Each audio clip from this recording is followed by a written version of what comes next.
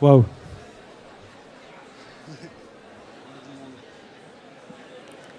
Si vous souhaitez, il reste quelques places là, tout devant.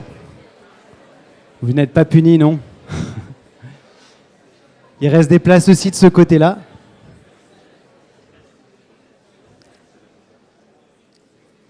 Et on va commencer dans quelques minutes. On attend les derniers.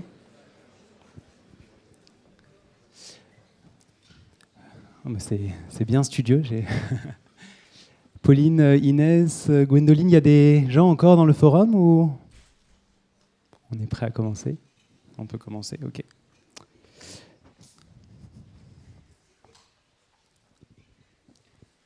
Super. Francis, je te laisse t'installer.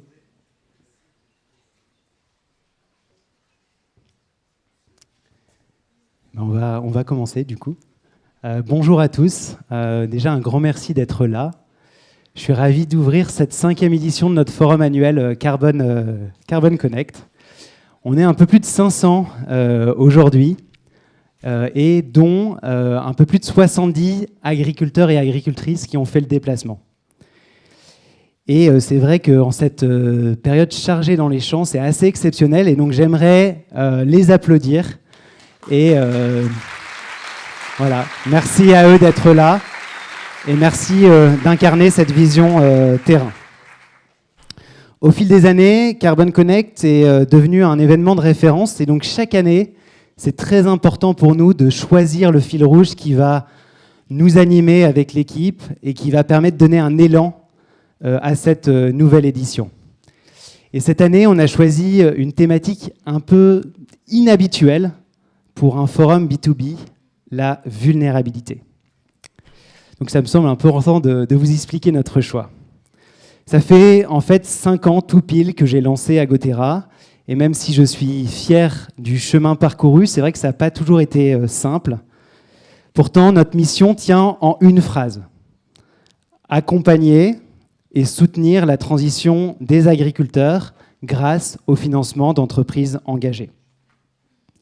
Mais plus nous avancions, plus nous étions confrontés finalement à la vulnérabilité des écosystèmes, à des écosystèmes aussi interdépendants et fragiles. Et cette notion de vulnérabilité est finalement devenue omniprésente. Vulnérabilité de nos écosystèmes naturels, de nos organisations, des agriculteurs bien sûr, et ça faisait écho à ma propre vulnérabilité. Vulnérabilité, c'est un mot souvent qu'on associe à faille, faiblesse, voire même échec. Et je vous avoue que c'est un mot un peu tabou, surtout pour un entrepreneur comme moi, qui veut toujours essayer de faire bonne figure auprès de ses clients, de ses partenaires, auprès de vous tous, et même auprès de mon équipe. Mais pourtant, au fur et à mesure de ces 5 dernières années d'entrepreneuriat, ce mot, cette perception de la vulnérabilité a finalement évolué. C'est devenu un outil pour moi pour gagner en humilité, me déplacer et aussi mieux collaborer. Et c'est précisément là que ça devient intéressant. Sur une planète aux ressources limitées, cette vulnérabilité est finalement une réalité partagée. La nier, ça conduit à l'épuisement, alors que l'assumer, ça peut être vraiment une source de transformation collective. Alors reconnaître nos limites n'est plus un signe de faiblesse, mais un acte de lucidité, un prérequis pour collaborer. Et je vous invite à prendre juste 5 secondes pour vous rappeler un moment de vulnérabilité dans votre vie. N'est-ce pas à ce moment-là que vous avez pu reconnecter avec les autres, créer du lien et construire dans le vrai?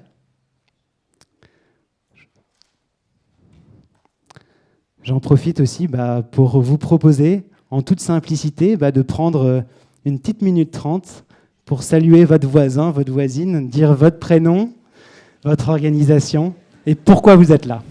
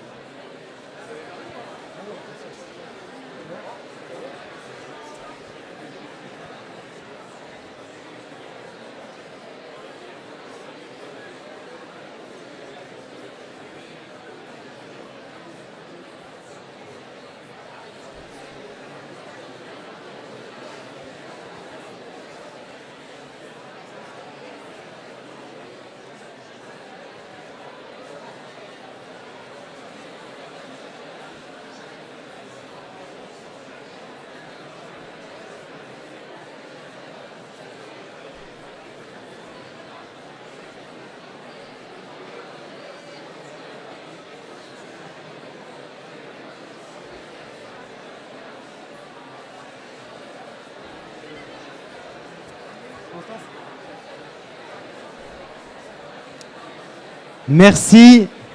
Merci beaucoup d'avoir joué le jeu. C'est trop chouette.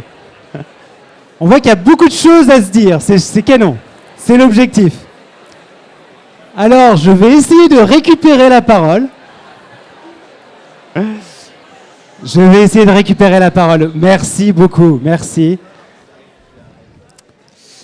Alors, merci de vous être prêté au jeu. Il y aura vraiment des temps justement dédiés pour échanger. Et je voulais reprendre la parole avec un chiffre. On a fait un petit sondage là, au moment de votre inscription et sur les 400 décideurs présents aujourd'hui, vous êtes près de 3/4 à accepter et à assumer cette vulnérabilité, que votre organisation est finalement vulnérable. C'est rassurant et courageux. Le vivant nous invite à nous inspirer de son fonctionnement. La nature ne cherche pas à être performante, elle cherche à être adaptable. Elle fonctionne par interdépendance, par complémentarité et par coopération. Un écosystème est robuste, non pas parce que chaque élément est fort individuellement, mais précisément parce qu'ils sont connectés entre eux. La nature prend son temps, alors aujourd'hui, ralentissons et prenons de la hauteur, creusons nos vulnérabilités ensemble et les solutions collectives pour avancer. Cette année, nous avons choisi de donner la parole à Gaspard Koenig, qui a fait de sa métamorphose personnelle un manifeste écologique. Gaspard, tu es normalien, philosophe, plume politique, tu as longtemps navigué dans le monde des idées abstraites, du libéralisme classique, puis il y a quelques années, tu as décidé de regarder notre monde à hauteur de terre, littéralement. En t'intéressant d'abord aux vers de terre dans Humus, en questionnant notre rapport à la ressource à l'eau dans Aqua, et en te confrontant aux réalités du terrain lors de ton installation en Normandie. Pour nous parler de cette force qui naît lorsque l'humain accepte qu'il fait partie du vivant et qu'il dépend de la nature, j'ai le plaisir donc de te donner la parole. Merci de me faire l'amitié d'être là.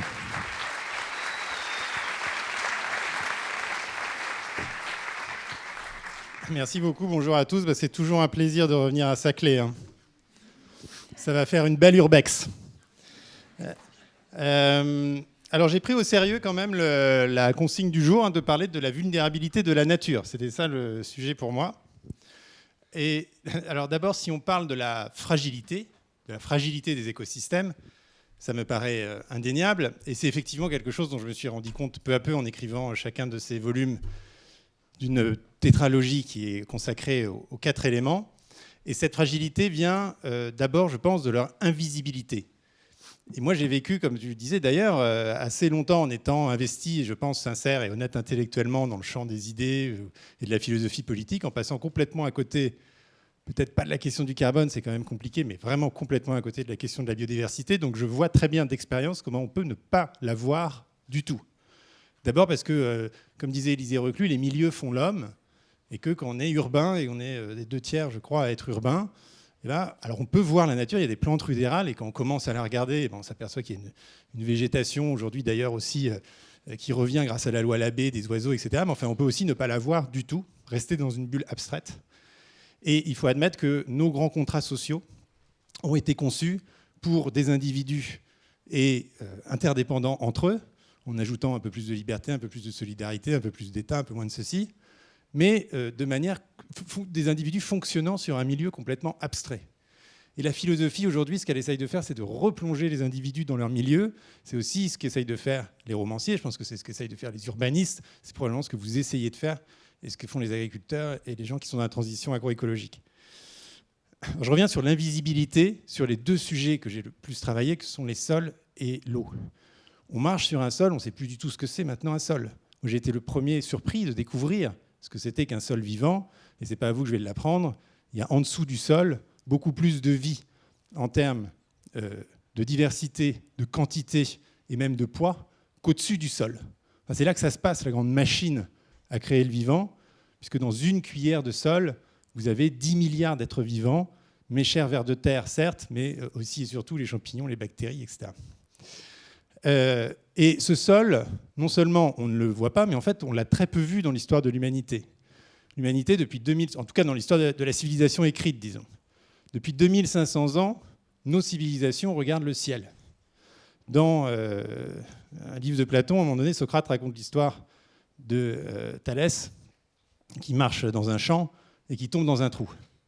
Et là, il y a une servante Thrace, une femme, qui lui dit « Arrête un peu de regarder les étoiles », puisqu'à l'époque, un philosophe est un mathématicien, est un astronome. Regarde un peu où tu mets les pieds.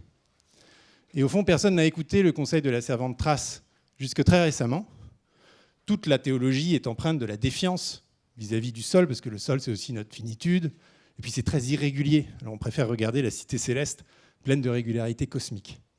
Et le sol, il a véritablement été découvert alors que la cosmologie existe depuis si longtemps, à la fin du 19e siècle. D'abord parce que la science lui a donné ses lettres de noblesse en créant la pédologie, parce que Darwin a écrit son dernier livre sur les vers de terre, qui est un livre d'ailleurs très marrant, parce que c'est un livre scientifique qui est encore d'accès, je veux dire, aux néophytes que je suis, et où il raconte notamment comment les ruines passent sous la terre. C'est pas parce qu'elles s'enfoncent sous la terre. Pourquoi les ruines sont sous la terre, demande Darwin. C'est pas parce qu'elles s'enfoncent, c'est parce que le sol les a recouverts. Et comment le sol les a recouverts? Il mesure ça grâce aux vers de terre et aux petits terricules qui, un terricule, puis deux terricules, puis des milliards de terricules, constituent un sol qui est à la fois une nécromasse, le résultat de la mort et de la décomposition, et une biomasse, tout autant. Et puis c'est le moment aussi, à la fin du 19e, où Élisée Reclus commence à conceptualiser l'idée que le sol est proligère, c'est-à-dire que le sol, c'est une fabrique de la vie, c'est une fabrique à décomposer la mort pour fabriquer le vivant. Bon, mais c'est sans doute parce qu'on a mal regardé les sols, qu'on les connaît encore très peu, on connaît 1% des espèces qui vivent dedans, qu'on les a dégradés de manière aussi franche, et là vous le savez mieux que moi, 60% des sols européens sont en état de déclin. Le deuxième élément qui est devenu invisible, c'est l'eau. Et l'eau, moi le premier, avant d'écrire mon roman, je pousse le robinet, l'eau coule, je ne m'interroge jamais de savoir d'où elle vient. Or, nous sommes tous des habitants de bassins versants ou de sous-bassins versants. Et l'eau que nous buvons chez nous, et y compris dans nos villes, n'est pas une eau abstraite qui serait comme de l'énergie et qui pourrait venir de très loin en se mutualisant, c'est l'eau locale. Les pompes et les tuyaux ont quand même une limite physique. Vous buvez toujours l'eau qui est tombée près de chez vous, même si parfois elle est tombée il y a 3 mois ou parfois il y a 100 000 ans, suivant les géologies, suivant les nappes, suivant les aquifères. Et l'eau, on ne la voit plus parce qu'on ne voit plus les sources non plus. Avant, on savait très bien où était la source. On savait à quoi ressemblait une source. Aujourd'hui, les sources, elles sont d'abord grillagées, peut-être pour de bonnes raisons, mais enfin, le fait est qu'on ne peut plus les voir. Elles sont embétonnées dans des petits cabanons. Et les chemins qui mènent aux sources ont généralement disparu, puisqu'ils parcourent des champs qui sont privatifs. Et même sur les cartes IGN, vous voyez marqué SCE, puis personne ne sait ce que veut dire SCE, c'est la source. Et pourtant, ces sources, elles continuent à fonctionner comme des sources, c'est-à-dire des sortes de mares turbides. Une source, ce n'est pas une eau qui jaillit, c'est une eau qui sourd des collines parce que les gouttes d'eau attendent leur tour par gravité, c'est tout ce qu'elles savent faire. Et on continue en fait à être alimenté par ces sources. On a le sentiment parfois que les sources, c'est des vieilles histoires, c'est Pagnol, c'est de la mythologie, qu'on a dépassé ça. Or, on en est toujours dépendant, au point que pendant la sécheresse de 2022, un certain nombre de grandes villes françaises sont passées à quelques jours de la rupture d'alimentation en eau potable. C'était aussi le cas du Cap en 2018, de Téhéran l'année dernière. Et évidemment, le désastre humanitaire que représente une ville sans eau potable à une époque où... Qu'est-ce qu'on fera quand il n'y a plus d'eau potable? On va demander à ChatGPT où est la source. Et tout d'un coup, on va être vous voyez, ramené à des réalités beaucoup plus primordiales. Voilà, donc tout ça pour dire, je ne vous parle pas de la pollution, je n'ai pas le temps, parce que si la pureté est un concept chez les hommes, c'est d'abord parce que l'eau est pure, le concept de pureté est dérivé de l'eau, et quand l'eau n'est plus pure, elle n'est plus pure nulle part, puisque vous trouvez des PFAS et des microplastiques, y compris sur les plateaux du Tibet, c'est que la pureté a disparu du monde. Bon, et donc ce monde invisibilisé, on peut aussi le rendre visible. Et je salue une étude récente qui nous vient d'Angleterre et qui explique que la Gen Z, quand elle n'est pas encore totalement massacrée par le scroll, se met à l'ornithologie et regarde les oiseaux. Et en fait, quel que soit votre point de départ, que ce soit les vers de terre, les oiseaux, regardez les feuilles des arbres, ce genre d'observation, évidemment, rend visible le milieu et donc le défragilise, si je puis dire. Ça, c'était pour... Voilà, si on considère que la vulnérabilité, c'est une fragilité, bon, c'est incontestable, et rendre visible, c'est déjà faire une grande partie du travail. Mais je m'interroge maintenant un peu plus, avec un certain scepticisme tout de même, sur ce mot-là, ce mot précis de vulnérabilité appliqué au vivant. Parce qu'il en fait, et là je ne parle plus tellement des écosystèmes, je parle du vivant. Et il en fait quelque chose de... une petite victime. Une petite victime face à un prédateur ou à un bourreau, enfin, à un monstre coupable que serait l'humanité.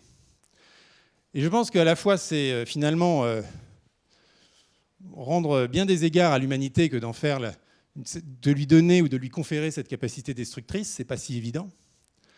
Et que deuxièmement, il faudrait éviter de victimiser la nature. D'abord parce qu'on l'anthropomorphise, et ensuite parce que finalement, on lui retire sa propre capacité de résilience et de réaction. Dans cette notion de vulnérabilité, vous avez quand même une forme de culpabilité ou de culpabilisation. Et ce que j'avais essayé de montrer dans un essai qui s'appelait Agrophilosophie, c'est que la notion de culpabilité, telle qu'elle est introduite par saint Augustin, qui a quand même créé le péché originel, elle est fondée sur la pomme, certes, mais aussi les poires. Saint Augustin raconte dans ses confessions le vol des poires. Il est adolescent, il est à Carthage, il fait les 400 coups avec ses copains, ils se mettent à voler des poires, à baffrer des poires et à gaspiller les poires. Et saint Augustin s'en repent des années après et s'excuse devant Dieu.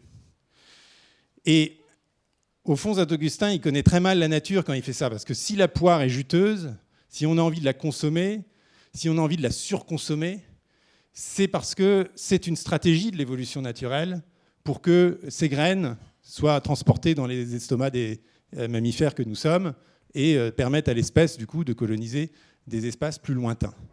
Tout ça pour dire que quelque part, cette culpabilité un peu théologique que nous portons en nous vient d'une approche très anthropocentrée et au fond peu conforme à l'exigence de l'évolution naturelle qui est de jouir et au fond de consommer son milieu.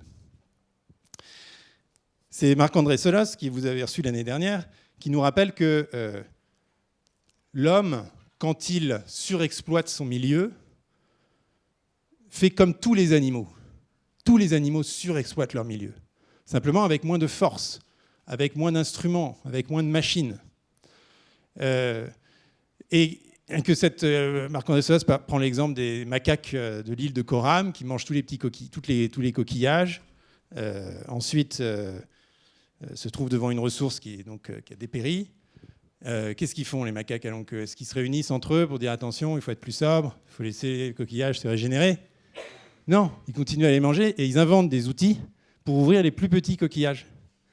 Donc les macaques à longue queue sont des technosolutionnistes. Trump est un macaque à longue queue. Il veut drill. Il dit je vais en trouver encore un peu. Et puis après, quand ils ont épuisé aussi les petits coquillages, ils meurent. Donc la population s'étiole, donc les coquillages peuvent se régénérer.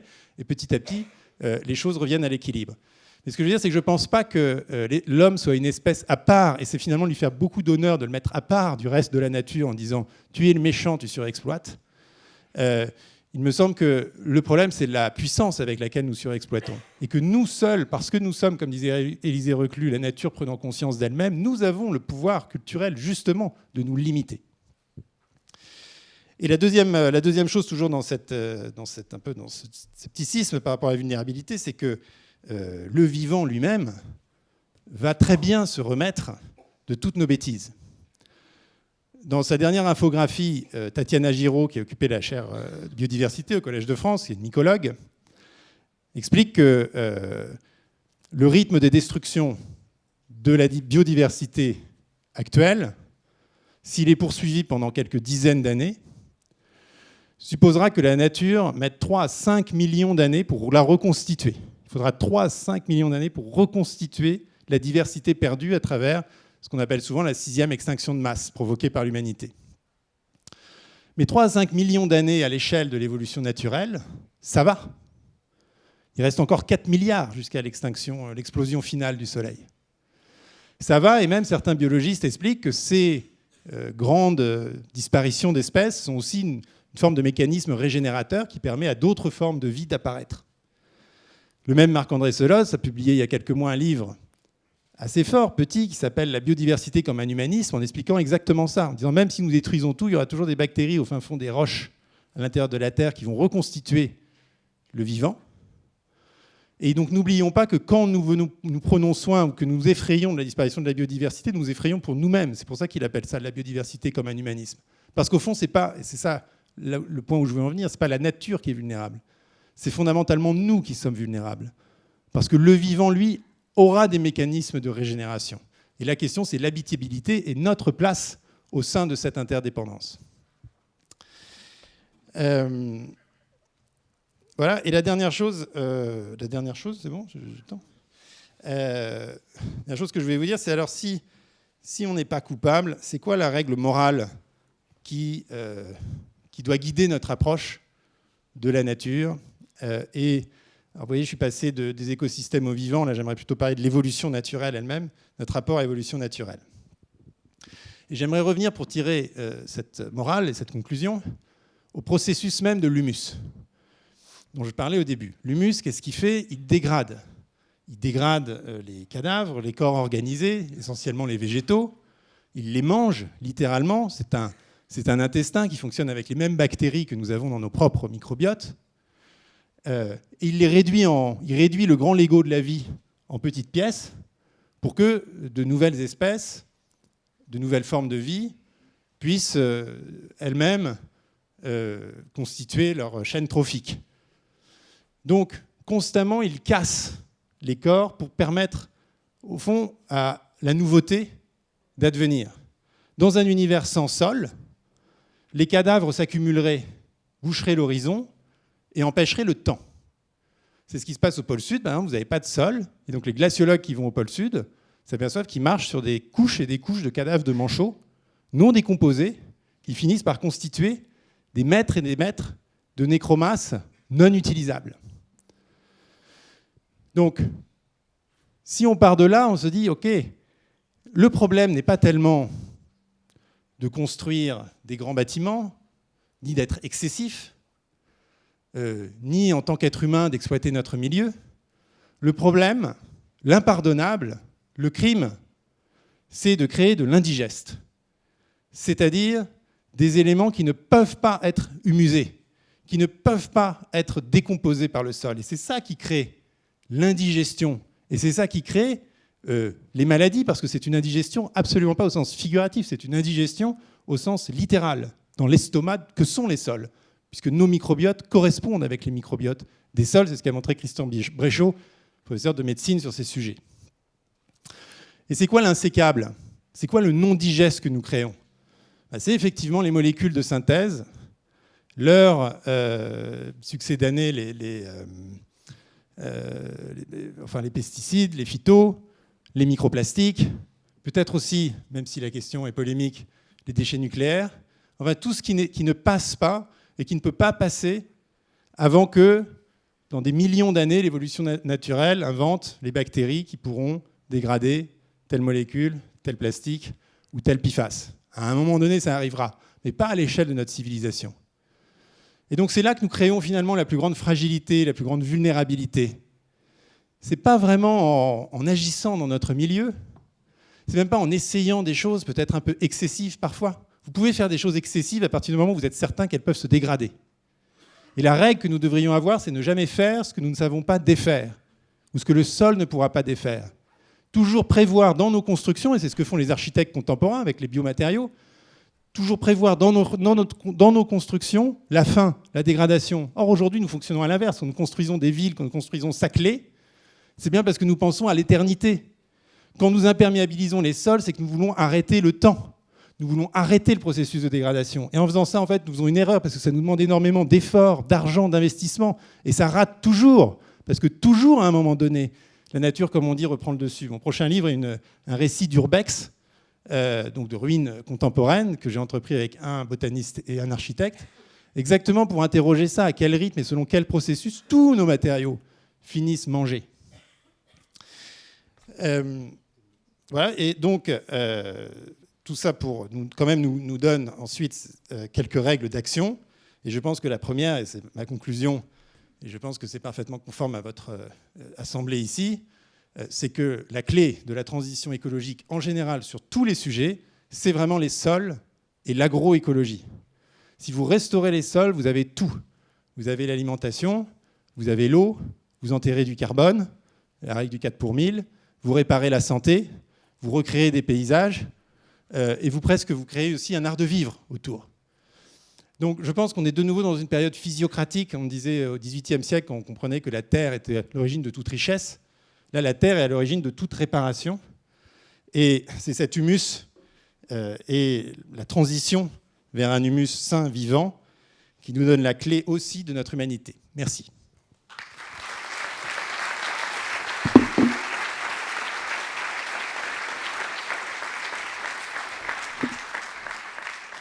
Merci beaucoup.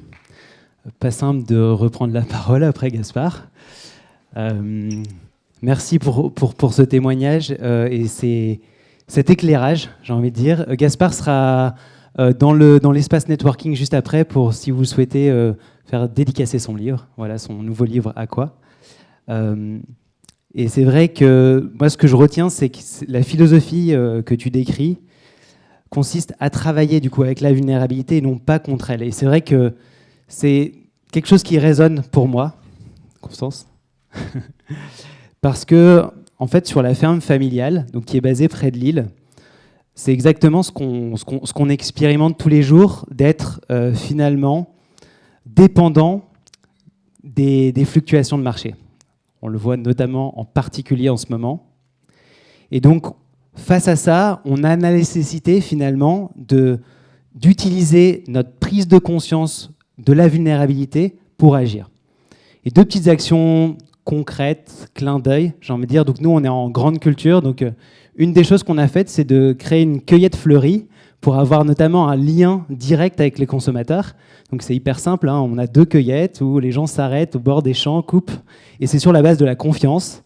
Et ils repartent avec des fleurs pleine terre, fraîches et belles. Et un deuxième exemple très concret que vous allez pouvoir déguster tout à l'heure, c'est qu'on a développé avec un industriel une bière avec l'orge bio du coup de la ferme qui s'appelle La Main Tendue. Et l'approche qu'on a eue, c'est vraiment d'aller les voir en disant en totale transparence tous les coûts qu'on avait, les charges opérationnelles, les charges mécaniques, les intrants, pour finalement définir le juste prix de notre travail. Et c'est ça, en fait, le message, moi, que j'aimerais, voilà, dans la prolongation de ce que tu as dit, Gaspard, c'est que voilà, la vulnérabilité repense et doit repenser nos modes de fonctionner ensemble. Ça doit créer de l'empathie, de la collaboration et surtout de l'action. Et c'est précisément ce dont nous avons besoin aujourd'hui. On a d'ailleurs créé Carbon Connect, un petit peu pour ça aussi. C'est un forum atypique, vous le savez, il ne répond pas seulement à une logique business. Il nous prend du temps, nous, à Gotera organisé, on y met du cœur, des tripes, on choisit les gens qu'on a envie d'inviter, mais on le fait parce qu'on y croit profondément. On croit à cet espace de coopération qui va permettre d'échanger, de créer des interactions et surtout de rassembler très concrètement entreprises et agriculteurs pour trouver des solutions. Alors, aujourd'hui, à Carbon Connect, je vous invite à pas juste avoir des discours policés. N'hésitez pas à partager justement des nuances, des frustrations, des tensions, parce que moi, je suis en tout cas convaincu que c'est là viennent les vraies transformations. Alors, cette question que j'aimerais vous poser, quelle vulnérabilité deviendra votre force d'action ? Lors de votre inscription, vous étiez 400 à répondre, et le sujet numéro 1, à 65% qui est revenu, c'est que là, le sujet de vulnérabilité, du coup, identifié, numéro 1, était celui de vos fournisseurs et vos approvisionnements en matières premières. Et la bonne nouvelle, c'est que cette prise de conscience, elle se transforme déjà en action. Et nous, on est les premiers chez Agotera à en être le témoin. Aujourd'hui, on accompagne une centaine d'entreprises sur, du coup, 3 piliers. Et donc, le premier pilier, c'est ce qu'on appelle donc la contribution carbone agricole. Pour ceux qui nous suivent depuis 2020, vous le savez, c'est notre activité historique.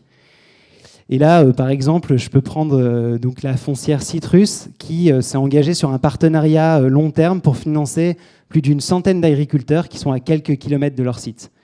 Et donc on aura un retour d'expérience, notamment de Martin, qui est un des agriculteurs soutenus, à 17h. Le deuxième pilier, c'est les certificats biodiversité. On a voulu aller plus loin que le carbone pour intégrer cette dimension holistique que tu as décrite, pour notamment intégrer la biodiversité. Et donc on l'a fait avec une ONG Noé, avec l'ONG Noé, dans le cadre de l'OBC, et grâce aussi, Constance, à une coalition d'acteurs pionniers comme la Banque Postale, Christian Dior, Dior Couture, Le Bon Marché et Interparfums. Pour ceux qui étaient là l'année dernière, en fait, il y a un an tout pile, on annonçait le lancement de la dynamique et depuis, on a bien avancé. Dans quelques semaines, on va publier une méthodologie pour mesurer et valoriser l'impact du changement des pratiques agricoles sur la biodiversité. Et en ce moment même, on est en train d'embarquer les 30 premiers agriculteurs dans cette démarche pour tester l'approche en grande culture. L'ambition, c'est maintenant d'anticiper finalement le passage à l'échelle et surtout d'explorer ce sujet des certificats biodiversité dans les filières d'élevage. Et donc le cas d'usage sera présenté par Anka de Dior Couture juste après. Troisième pilier, la transition des filières agricoles. C'est tout simplement financer des projets au sein des entreprises clientes. Par exemple, ça peut être appuyer la transition de la filière lait avec Savencia, où on accompagne la transition de la filière cuir avec Maison Céline, où on engage encore, par exemple, des producteurs locaux avec Happy Restauration. Et là encore, on a souhaité mettre du collectif, aller plus loin. Et donc, je suis extrêmement fier de vous annoncer le lancement du premier fonds filière dédié à l'élevage durable. Ce fonds filière, c'est des acteurs complémentaires comme Kering, Auchan, Bertrand Franchise qui se réunissent en partant du constat de la vulnérabilité aiguë de l'élevage et de la nécessité de repenser nos modèles et donc de faire travailler le monde de la viande et le monde du cuir pour cofinancer cette nécessaire transition. Ces entreprises, en fait, elles partagent la même chaîne de valeur et l'envie d'accompagner les éleveurs dans des transitions vers des modèles plus durables et moins émissifs. Donc on aura une prise de parole de ces trois marques en même temps à 16h, ici même. Deux autres fonds filières sont en cours de construction, comme vous pouvez le voir. Donc on est en train de chercher justement des entreprises complémentaires issues du monde du luxe, issues du monde de la viande, pour rejoindre cette initiative avec une ambition d'embarquer 1000 éleveurs dans les prochaines années. Alors, si vous êtes ici, c'est que vous êtes déjà en mouvement. Alors, place au programme de l'après-midi. Nous allons donc explorer trois grandes thématiques: la transition des filières agricoles, l'agroécologie au-delà du carbone et la contribution carbone territoriale. On a 8 ateliers et 26 speakers qui nous font le plaisir d'être là, et j'aimerais d'ailleurs qu'on puisse les applaudir.